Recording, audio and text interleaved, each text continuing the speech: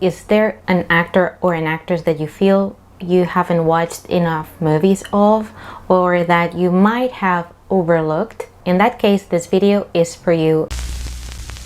Hello everyone and welcome back to my channel. Today we're here to talk about Richard Widmark and how through actively seeking and watching his films, I discovered an actor that I had completely and shamefully overlooked. Richard Widmark. Always fleeing from one affair, always turning to another, working harder than any man that ever lived, but always on the wrong thing. I've hit it. I've hit it. Hundreds, thousands of Fortune, Fabian promotions. I've hit it, Phil. Now, what's all this? Wrestling. All in wrestling. Hey? Phil, I hold here in the palm of my hand the means to control wrestling in all London. Be neighborly, ask me in. If you're new to this channel, my name is Miriam. I am from Barcelona and I am also a cinema and specifically a classic film, a Hollywood classic film fan. And I am a graphic designer and illustrator by profession and a classic film enthusiast by passion. So after this brief introduction, I wanted to talk to you about an experiment I conducted. As you have seen in the title of this video, I watched 12 Richard Widmark movies during the course of 7 months.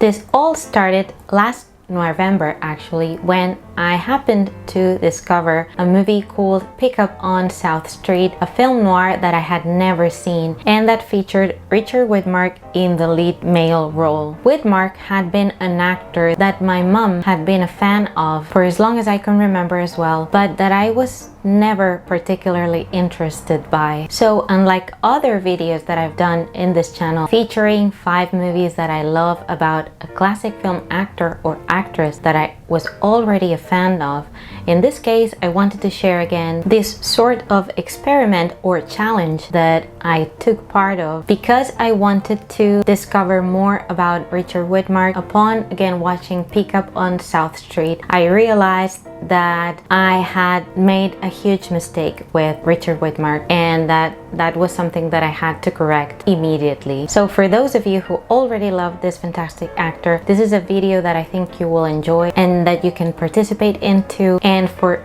other people who also haven't yet discovered Richard Widmark, it will be also very useful, I think. So without further ado, let's talk about what I have learned upon watching 12 Richard Widmark movies in 7 months. We'll all have some fun together.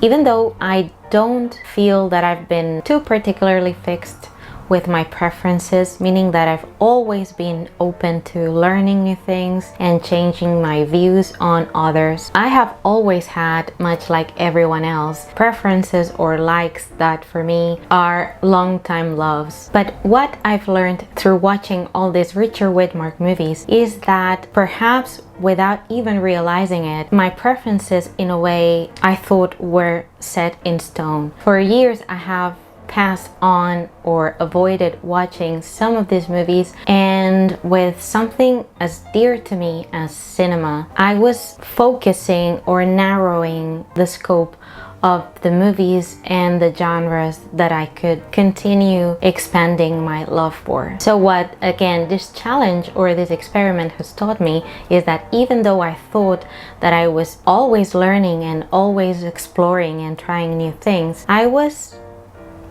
relatively doing that within my comfort zone, if you understand what I mean. And what I was overlooking was that there were certain blind spots, meaning certain actors, actresses, directors, even genres that I was putting a pause on, and I was just focusing on the things that I already knew or liked. And I think again that we all do variations of that, and from time to time I think it's nice to step out of what you know and for a period of time check other actors, other actresses that you might not know enough about. That's again one of my biggest takes from this challenge, from this experiment, not only because my admiration for Richard Widmark has grown exponentially, not only because I have discovered some truly magnificent movies that I, again, in some cases didn't even know about. It's because even if that hadn't been the case, the fact that I watched all these different movies, I think in turn has also opened up the scope not only for this particular actor, but for other movies that I have discovered as a result of watching all these films. So again, even though I am a huge advocate of always learning, I am curious by nature, and I love knowing more about things, I wasn't really moving much out of the things that I knew, I think, up to a certain extent.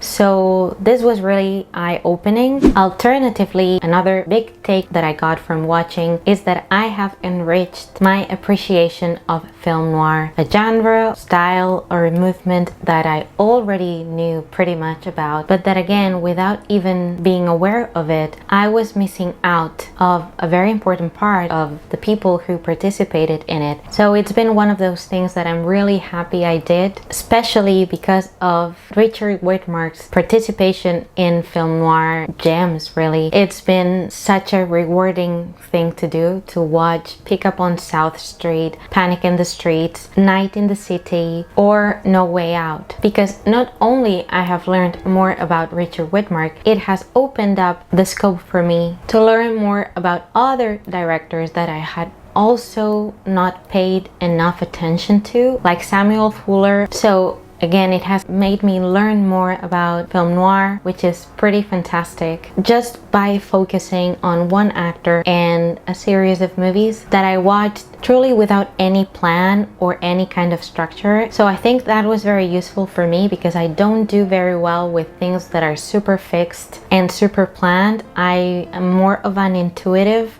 kind of learner, I think, and I do love connecting one thing to another. This thing led me to that other thing. That is a process that for me is super enjoyable. Focusing on Richard Widmark, something that I learned by watching more of his movies again was that he had played obviously villainous parts, he had played the hero in other movies, but I think what he did best was that kind of middle ground, that in between. I think those waters were the best for Richard Widmark to navigate. Sure, again, he was fantastic as Tommy Udo in Kiss of Death, followed by two other villainous characterizations in the films The Street with No Name and Roadhouse, but I think he quickly outgrew that kind of typecasting and he stepped into what I think was his forte. He was fantastic when he was good. He was probably even better when he was bad, but to me, he was fantastic when he was a bit of both.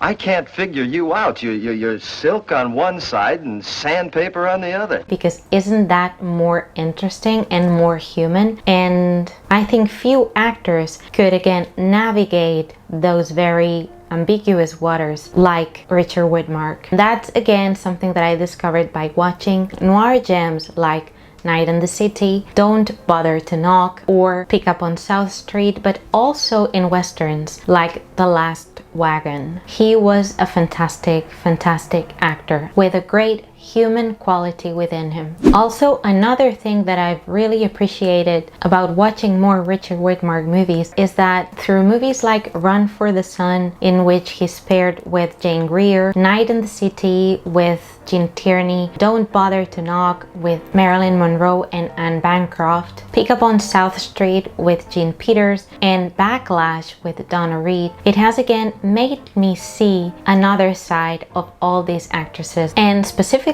I think in the case of Gene Peters, and also I have to say with Marilyn Monroe as well, Don't Bother to Knock is a movie that I have recently watched, and boy, the impact still lingers on. And of course, for me, the biggest enjoyment of all this is actually watching and being surprised by all of these movies and finding instant new favorites. Out of all these 12 movies that I was showing you at the beginning of this video, there are particularly 5 that are part of that list of instant new favorites. First of all, Night in the City and Pick Up on South Street. These two were particularly, again, impactful for me. I talked in more detail about Pick Up on South Street last November, so I'm going to link the video here somewhere so that you can watch it if you missed it. And believe me, you don't want to miss Pick Up on South Street. And Night in the City is a movie that I also want to talk about in more detail this November, hopefully. So I'll just mention them and I won't go any further with this too in today's video, but again, it's something that I want to do in the future. Aside from the noir realm, which is oh so enticing and so fascinating, we also have the Western genre, which is also a universe that has quite a few gems too, and especially talking about Richard Widmark is also another genre that he was really a master at. So I watched several of his westerns that I hadn't seen before, and I discovered 2 movies that I was instantly enamored with. One was Yellow Sky. It was, I think, his first part in a Western movie. It is a William Wellman film released in 1948 featuring Gregory Peck, a very young Anne Baxter, and a fantastic group of character actors led by Richard Widmark, who was fresh off his, again, villainous role as Tommy Udo in Kiss of Death, a part that made him an instant star. So he was offered in this movie yet again another villainous character. There are, I think, several trademarks like his characteristic smirk that he also has in Yellow Sky, but it's an evolution of that character, not obviously as crazy and throwing people down the stairs or anything like that. Yellow Sky is a very tense, gritty movie. If you have seen any William Wellman movie, I don't think that I have to dwell that much on the interest in watching Yellow Sky, but I will just say that it was shot right in the midst of the treacherous Death Valley desert. You've got tension, romantic tension, a showdown, all the works and all the mastery of William Wellman, a fantastic story and terrific performances as well. So this was a movie that again became an instant favorite. I also watched a video in which William Wellman's son talked about his experience being very, very young, being a child on the set of Yellow Sky, and how out of all the people from the cast, Richard Widmark came up to him and he was the nicest and he was the one who paid more attention to him, and it's always something that it's great to discover. And another perhaps not so famous Western of Richard Widmark that I instantly love is Backlash. It is a movie that was released in 1956, directed by John Sturges, known for movies like The Magnificent Seven or The Great Escape. He was truly a master too of action films, of westerns too. This is a perhaps lesser known film of his that I think deserves more attention. It's a fantastic movie, and in my opinion, Richard Widmark's contribution is just once again excellent. The screenplay was by Borden Chase, known for his western scripts for movies like Winchester 73, Bend of the River, or Veracruz. It also has a casting that wouldn't have immediately thought it was going to work as well as it does. I'm talking about Richard Widmark against Donna Reed and John McIntyre, who are all tough as nails. And yes, I include Donna Reed as well. She is absolutely fierce and fantastic in this movie. It is, in my opinion, without giving too much away, a very compelling Western, much like those that were released in the 50s, which included some psychological undertones in the story. It is essentially a story of revenge, of one character desperately seeking another. It has also, in my opinion, some pretty sensual scenes, sensual moments between Donna Reed and Richard Widmark, with romance in the mix as well. In the expert hands again of John Sturges, you're truly in for a treat with Backlash. And finally, The last movie that I wasn't prepared for to like at all was Run for the Sun. It is an adventure movie also released in 1956, a movie that not even Richard Widmark, as I read in some interviews, considered much aside from a very minor product, but that in my opinion has quite in store for you as well, especially if you enjoy adventure genre and if you like Richard Widmark and if you're also a fan of Jane Greer. This movie won't disappoint in my opinion. Directed by British filmmaker Roy Bolting, Run for the Sun was an adaptation of Rachel Connell's story The Most Dangerous Game. It was previously adapted for the big screen in 1932 in a movie featuring the fantastic Joel McCrea and the great Fay Wray. By many, that is considered the best version of the story. I haven't personally watched it, so I can't really say. All that I can say is that Run for the Sun might not be the best version, but is a very enjoyable movie. It also has, particularly if you love Indiana Jones films, a very similar vibe in terms not only of the story and situations that the characters face, but also in the part that Richard Widmark himself plays. I also found another very good pairing of Richard Widmark and, in this case, Jane Greer. I think they should have made more movies together. They only appeared together many years later, precisely in the 80s remake of Out of the Past called Against All Odds, so I think they should have appeared in more movies together. Run for the Sun has lots of action, near to death escape situations, lots of jungle traps, so as you can see, all of these screams Indiana Jones, but again featuring Richard Widmark. He gave us things like this. I mean, hello, Richard Widmark. The screenplay of Run for the Sun was penned by Dudley Nichols, Bolting and Connell themselves, and it tells the story, in this case, of a novelist called Mike Latimer and a journalist called Katie Connors, who by mistake fall in the hands of two Nazi war criminals played by Trevor Howard and Peter Van Eyck. It is, as I was saying, altogether a highly enjoyable movie. It has many moments that I will never forget, and it would be great that you gave it a try if you haven't already. Alright, so that was all for today's video. I hope that you enjoyed this different kind of video. I would love to know if you also like Richard Widmark, or if he is also sadly an actor that you have overlooked. And is there any actor or actress or filmmaker that you think you would like to do an experiment like this, watching 12 movies or 10 movies or the number that you want, and learn more about? Would love to know your answers for that. And in any case, as always, thank you so much for watching. Thank you so much for sharing the love for classic movies. Take care, stay safe, and see you all in my next video. Bye!